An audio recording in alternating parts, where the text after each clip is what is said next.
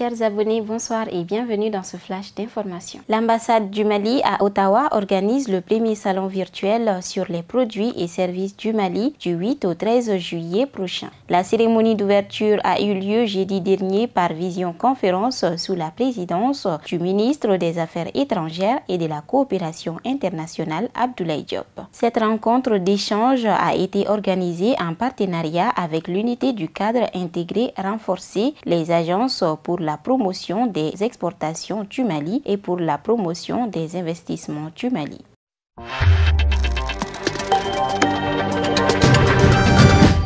Au Mali, les soldats français poursuivent la lutte contre les groupes armés terroristes. Du 25 juin au 5 juillet, plusieurs centaines de chasseurs alpins du groupe tactique Désert Tigre étaient déployés dans la zone des 3 frontières dans le Gourma malien. Ratissage, reconnaissance, la force Barkhane a multiplié les patrouilles dans les zones occupées par les groupes armés terroristes où la tension est à chaque instant palpable.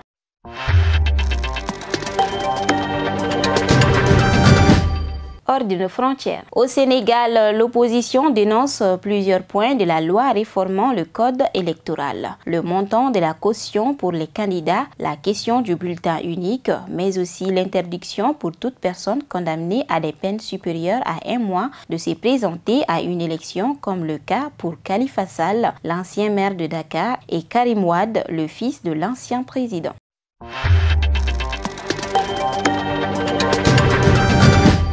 La colère et l'effroi dominent mardi en Irak au lendemain du terrible incendie dans un hôpital de Nasiriyah qui a mis une nouvelle fois en lumière la gabegie et la déchéance du système de santé 2 mois et demi après une tragédie similaire à Bagdad. Au moins 64 personnes ont péri dans les flammes qui ont ravagé lundi soir l'unité Covid des 70 lits de l'hôpital Al-Hussein de Nasiriyah selon un dernier bilan de sources médicales et une centaine de personnes ont été blessées. Seuls 39 corps ont pu être identifiés à ce stade.